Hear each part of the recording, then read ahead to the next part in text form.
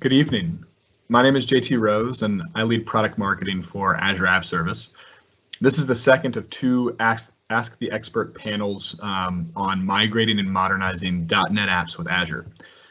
We have a great group of experts from our Azure and ASP.NET teams on the line this evening. I'm going to introduce them shortly, but before I do, I need to go over some rules of the road and set some expectations on how the session is going to run. So a few notes on how we'll run this. You can use the chat feature to ask questions. Those questions will appear to all attendees once they've been approved by one of our moderators. And then you can upvote your favorite questions using the thumbs up. Experts on the line will get to your questions, whether verbally or through chat. And we'll try to get to as many of the upvoted questions as we can. And then we'll provide links to additional resources at the end of the session. A few notes on etiquette. This session may be recorded, so please help our moderators out. Don't spam the chat or post inappropriate content. And we ask that everybody adhere to the Microsoft Code of Conducts. Our events are meant to be respectful and inclusive and fun for everyone. We don't tolerate disruptive or disrespectful behavior, and certainly don't tolerate harassment of any kind. So we'd appreciate it if everyone could abide by those ground rules, and we can have a great discussion today. Okay, without further ado, let me introduce my experts. On camera with me today, from left to right, we have Andrew Westgarth. Andrew is a PM on the app service team and has been focused on our Windows container offering, which GA'd this week. I also have Stefan Shakow. He's the PM lead on app service and one of the OGs on the web apps business. Next, we have Jason Freeberg. Jason's also a PM on the app service team. And finally, we have Nish Anil, who is on the ASP.NET team and can talk to us about .NET 5, the release candidate, about Blazor, and all things modern web apps. Okay, so I want to cover quickly what we talked about in our digital breakout session. So why move .NET apps to Azure in the first place? I think one area where we've been really strong. We've been the stewards of .NET, of SQL, of Visual Studio, of Windows Server, IIS for over 2 decades. And so we've not only been improving those products over time, but building managed homes for them in Azure and for the apps that depend on them. We built those managed services on IIS, on the SQL code base, and we're able to offer enterprise SLAs on millions of .NET apps, on billions of requests, and on literally trillions of SQL queries every day.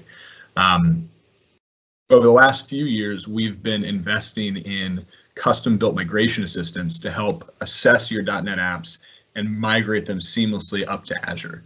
And with the new Azure migration program, we're actually able to provide bespoke engineering support and specialized partner, as well as subsidies for large .NET migrations into landing zones in Azure. Finally, we've tailored unique offers, I think, for our Microsoft customers. The Azure Hybrid benefit and our Enterprise Dev Test offers are really designed to help you maximize the investment in your existing on-premise SQL and Visual Studio licenses and extend that value up into Azure. I think the bottom line of the session was that we've really built Azure to be the best place to run .NET apps. And this week at Ignite, we've made some big investments in making app service and .NET even easier to use, more performant, and most importantly, cost effective. So to help us get us started, I've added a few suggested topics here. These are things that the experts on the line there are happy to talk about, that we're certainly excited about. Maybe I can start us off with a question from our breakout earlier. Stefan, this one's for you. What can customers do today with PV3, with Premium V3, that they couldn't do with PV2? Yeah, cool. Thanks, JT. It's definitely a good question. By far, the most obvious thing is it's a major hardware refresh and upgrade for the platform.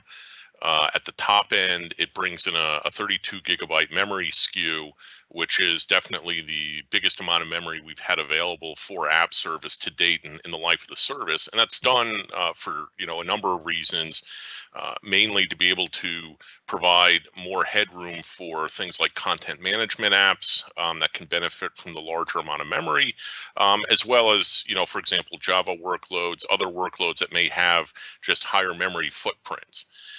Then in addition to that, though, one of the overriding reasons for just bringing in this new SKU is the new Windows container offering that we're GAing.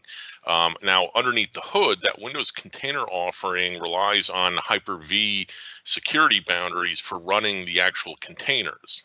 And that's a technology on Windows, sometimes called running a VM in a VM. That actually requires specifically hardware that's able to support that. And so again, that was one of the motivating factors for bringing in the new PV3 SKU. Though as an aside, right, with this new SKU, you're not only limited to Windows containers. It is available to run source code based apps. It's there for all of our Windows and Linux customers as well. And then just given the fact that, right, we're putting all of this together, you alluded to it earlier, right, we took this opportunity to also make sure that things like dev test pricing and reserved instance pricing are also available for folks who use PV3. And that's actually, although it's a non-technical aspect of the SKU, it's one of the great, really exciting things about the new SKU. For example, right, if you use the new dev test pricing, I think if you look at it for Windows, it ends up reducing the price by more than 50% when you're running those non-production workloads. And then similarly with 1 year and 3 year reserved instance options, you can get anywhere from up to a third off the default retail rate all the way up to around a 55% discount when you're looking at a 3 year RI price. So again, we think across the board that will make PV3 very attractive from a cost perspective, and we're hopeful that over time folks will actually see PV3 as sort of the go-to SKU for app service and use it in lieu of the existing PV2 SKU.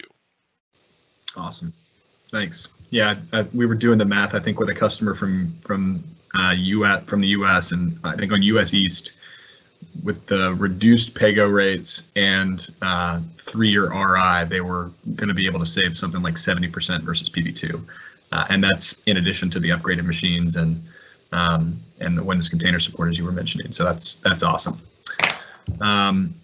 We have a couple of questions here in the chat.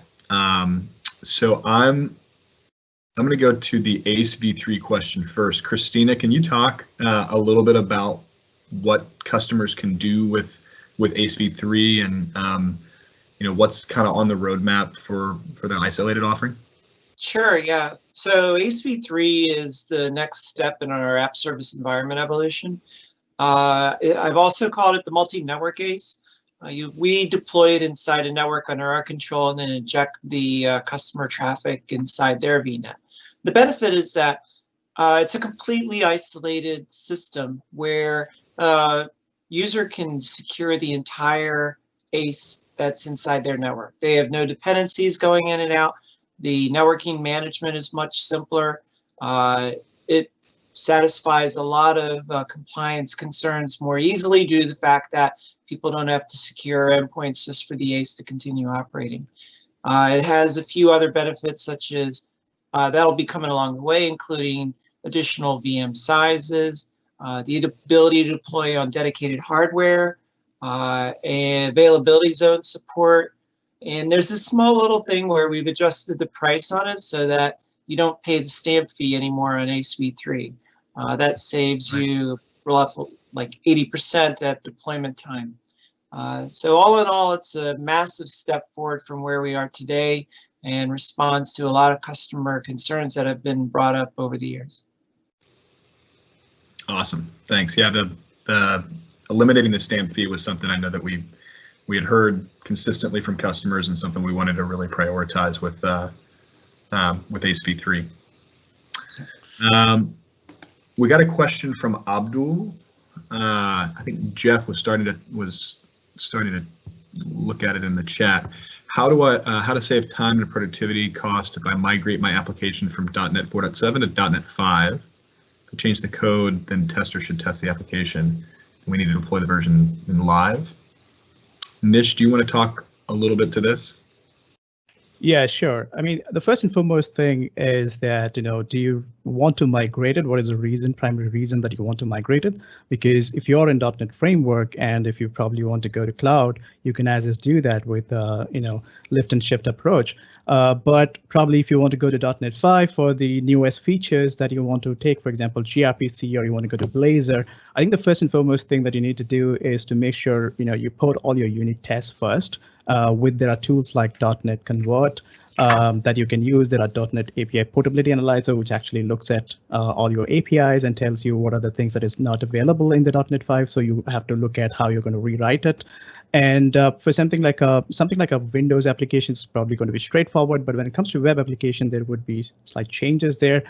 So when you are, let's say, if you have ASP.NET Web Forms application and you're going to the modern applications, you can actually, keep the business logic as is and, rewrite just the UI and then go straight forward. We have a great book on it. For example, if you're moving from Web Forms to Blazor, you can take the UI logic as is, port it. But then when it comes to UI, you just have to rewrite the UI in the new and modern web framework. And JT, I have something to add for the do you need to test it live part. Okay. So if you're in 4.7, like Nitish said, you're already in a good spot because you can live migrate and you can move it into a web app without having to make a bunch of changes to the application.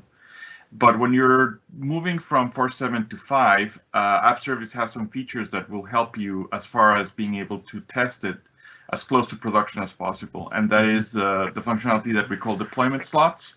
Oh, yeah. So you could have your 4.7 production code that is migrated in production, and you can have deployment slots that are linked to your application where you can have the newer versions coming in.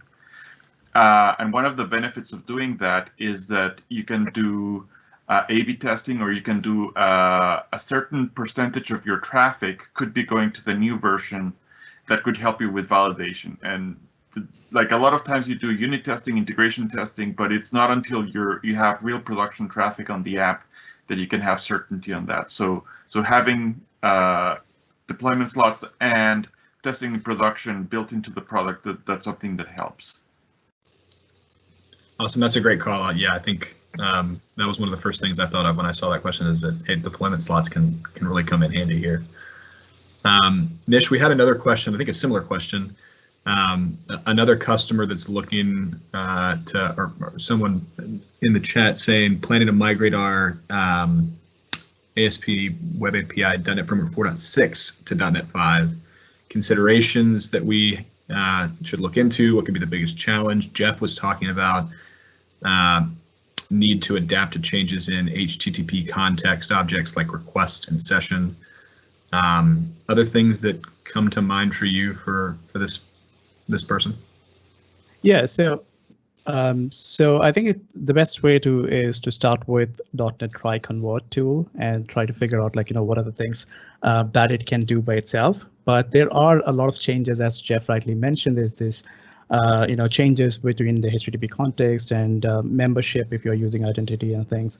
There are a lot of changes there. You have to look at those changes and you will have to rewrite those aspects of that separately. And it's not going to be a straightforward approach. It depends on how you have architected the application as well.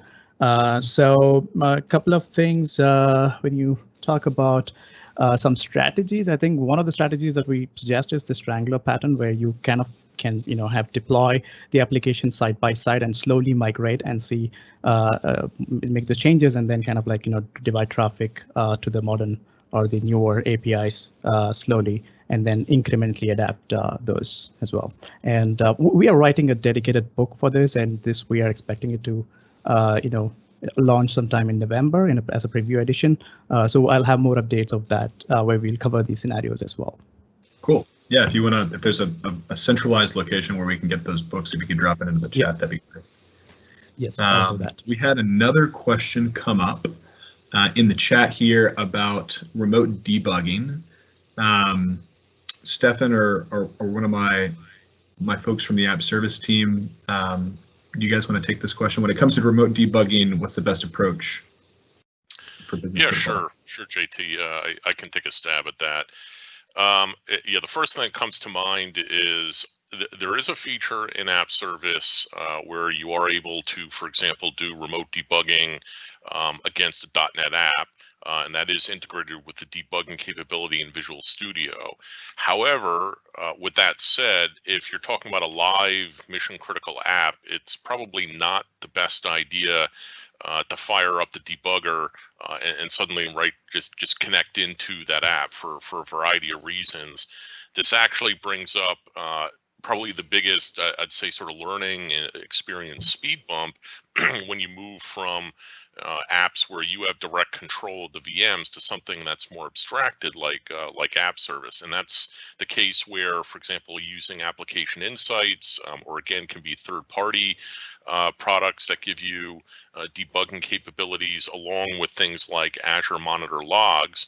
But if I focus in on App Insights specifically, because that is one of the tool sets that has great support for ASP.NET amongst other languages, it actually comes with capabilities of doing things like periodically collecting snapshots of your memory in production and being able to sort of analyze those offline to take a look at debug dumps, things like that. It provides very rich tracing capabilities that if something does go wrong and you do get exceptions occurring in production, you can get those logs streamed out so that you can look at them off to the side. So really all that comes down to, it's a universe of what I call like an indirect way of debugging. You know, something's going wrong in your app, information gets automatically captured and streamed out by application insights. You analyze it off to the side, and then hopefully based upon that info, you see enough indicators of maybe how to reproduce it in a more local dev test environment, make a code fix, push it, and rinse and repeat through that cycle. But like I said, the TLDR there is just like, if you haven't looked at App Insights, take a look at it, get comfortable with how to include it with your app, turn it on, make use of it, and be able to consume what comes out of it, because that will stand you in good stead over the long term when you're operationally sustaining your app. Awesome. Thanks, Stefan. Seeing some good questions here. Oh, sorry, Byron, did you have something to add? I was just going to comment on, we also have a whole bunch of features called Diagnostic Solve that's experienced in the portal that has detectors that analyzes the logs and the analytics that is coming out of your application, and we give you recommendations based on that. So it's not traditional remote debugging, but it feeds off the knowledge that we have and the experience that we have from running the platform for several years. Yeah, actually, Byron, that's thank you for bringing that up, because yeah, that's to reiterate. You go into the portal. There's if you're in the overview and you look at the menu, there's a support and diagnostics option. It's probably like number 3 or 4 on the left-hand side of the menu. A lot of folks don't realize it, but yeah, I'd highly recommend. If nothing else, just try it out to get a feel for it, because I think they just recently did a pretty comprehensive UX overhaul on it. You click into it, and exactly like Byron said, what goes on behind the scenes is we actually look through a bunch of telemetry and back-end logs in your app. And like Byron said, it's not pure remote debugging, but it is based upon what we see in terms of common support cases and problems that come up. And so it is meant to provide a sort of automated way to say, hey, does it look like your app might be running into one of the known issues or known stumbling blocks that we sometimes see pop up? And so that can be a pretty fast way at times to drill in and see if there's something specifically going on with the app. Awesome. If you or Byron could drop the docs link into the chat, that Yep, sure. I'm on it. That'd be great. Awesome. Cool, thanks. All right, Nish, we got more questions on Blazor here, it looks like. Duraid asks, we have a huge analytics systems using WinForms currently. How good will Blazor work with mobile? Looks like Jeff was starting to answer this in the chat. Do you have any thoughts on that? No, what Jeff answers is the right way. I mean, like from WinForms to Blazor, I think it's totally, Blazor is a proven technology. A lot of people use it in the enterprise as well as in production. So yeah, it's basically the choice to make, whether you want to go with the WebAssembly approach or the server approach. That depends on, how thick you want to make the client. So yeah, you can just try those out and choose one of that. Awesome, great. We had another question come up during the session, Andrew, that was really around the Windows container support in app service and what that enables, right? So there was a bunch of questions about GDI and GAC and COM+ and things with custom OS dependencies. Is that kind of the intent of the Windows container support? Can you talk a little bit about what that enables? Sure. So at the base requirement, certainly in customer interviews that we've done during the preview, the first thing that it ticks off is the ability to be able to deploy your application in a container. It's surprising how many organizations make this a standard decision that everything has to be containerized. So that ticks one box. For those customers that have made that corporate decision, then we can provide that capability now across both OSs. Where we had a gap there. But certainly in terms of the new workloads that were previously blocked from coming to app service, it does open up a number of options, certainly with migrations. App service, we don't allow access to the underlying infrastructure in terms of being able to deploy those dependencies, to be able to deploy to the GAC components, or to do actual registry-based OS level either API calls or registrations, which you will often find in COM+, components such as Gaurav showed in the session that we recorded with Daniel Roth as well, where say PDF libraries talk to GDI components.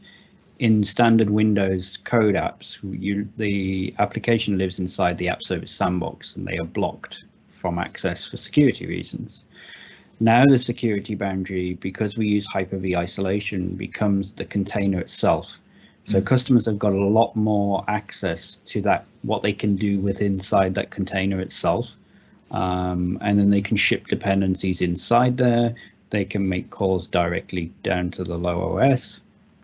And they'll find it, it is secure, it's safe, but at the same point, it gives them more scope to be able to bring existing applications and move them forward, while still taking advantage of the app service platform with deployment slots, with fast scaling, with all of the Diagnostic Solve experience, the integration with Asmon that we have in Preview Azure Monitor, and all of the different things that we bring into the platform, regional VNet integration, private link, just purely by bringing their application inside a Windows container. So it really does open the door for a lot of new scenarios. Awesome. Yeah, no, that was one of the things we were most excited about with PV3 was that HyperV virtualization that opened the door for Windows containers. So that's exciting. And I think the other thing that I want to add there is our container hosts are also running the very latest version of Windows Server 2019. So rather than being snapped to the long-term servicing channel, we're actually snapped to the seasonal channel, which means that as there are investments in Windows container technology and the containers get smaller and smaller, customers can immediately take advantage of that and take advantage of the benefits that both Windows make, but we also make in the two products and how they go together. Awesome. It's a great call out. Okay, so let's see. Is Jason Freeberg on the line here? Jason, maybe you or Byron, can one of you talk a little bit about CI/CD and the GitHub Actions integration that we're releasing? I know we didn't get into that in depth in the digital breakout, but we have been getting a lot of questions about the GitHub Actions integration. I took it on the last one, so I'm going to let Jason take this one if he's here. Yeah. Cool. Yeah. So good question. Yeah, I'll share some links in a bit, but the gist of it is that So now if you create a site, you can hop into the deployment center in the portal and then just point over to your GitHub repository, and then we'll set up a GitHub Actions workflow file in the repo for you. So whatever stack you're using, if you're using .NET, Java, Python, whatever, or even a custom container, we'll drop in a workflow file in there, and then that will build and deploy your application onto the site. And so you can still set up CI/CD from other repos as well, but GitHub Actions is the big new integration. Awesome. Okay, let's see here. I got a question in the chat. Crash course on App Insights, lifting and shifting a complex application. My team is still struggling to get the most out of App Insights. Stefan, I know we have a bunch of kind of native integrations with App Insights, but I would imagine MS Learn or ESI is probably one of the best places. Do you have any thoughts here? Yeah, I mean, offhand, I admit I don't have a reference to a specific course. I know just for ourselves, right, we frequently point folks at, for example, a Pluralsight as one of the companies out there that has a very extensive set of training, and I'm sure that they've got no shortage of courses that go over application insights itself. With that said, I have to admit, just for the more general approach of like, hey, how do I use these tools effectively? I know that it's not necessarily the greatest answer, but actually like trying it out for real ahead of time, ideally in a non-production setting, just to sort of get some experience with it is invaluable. And it may sound a little silly, but like take an app and just intentionally stick some bugs in it, just so like it'll throw an exception on a certain page, or it'll exhibit some kind of failure that you've seen before in your app, and again, just throw it up there off to the side. Again, with App Insights, turn on some of the various features, run a little load against it, watch what flows out into your App Insights view, so that you get more comfortable with like how to write the queries, how to use the different features. Because I have to admit, right, the last thing in the world you want to do is be trying to learn how to do some of this stuff on the fly when there's actually something horrible going on with your app live in production. Awesome, thanks. Yeah, Jeff, thanks for dropping that one in. I knew that we had done a Learn module on that, but there's a great Learn module on how to use App Insights. I know we are coming up on the hour. I think we've gotten to most of the questions in the chat. So maybe what I'll do is I'll just skip over. Hold on, we got one last question from Karthik. Yeah, I was going to say for that one, that's a great question, but unfortunately, I think we're in the wrong session for that, because it's asking about pods running on AKS and securing network connectivity between them. And I admit we're the wrong service team to be able to weigh in on that. Yeah, we don't have any experts on AKS, unfortunately, on this one. Okay, so let me quickly pop over for the folks on the call. I'm going to go over to just a few resources and calls to action. On the release blog, aka.ms/appservice2020, you can get into the guts of all the stuff that we covered in the digital breakout, the breakout session, both on the .NET side and App Service. You can also learn more about the Azure Migration Program and our Azure Migrate tools that will assess your .NET apps and help you bring them into Azure seamlessly and pair you with partners at these two links. Obviously, get .NET 5, this tongue twister link, .net/get.net 5 is a great place to get the release candidate. And then we always have release notes and best practices from the App Service team on this bottom link here on how to get the most out of your apps, your web apps running on App Service. So with that, thank you all for joining the session. Thank you to my on-camera experts for offering up some time to chat with us. Thanks to the folks that are manning the chat for helping put us on some great documentation, and thank you all for joining, and enjoy the rest of Ignite.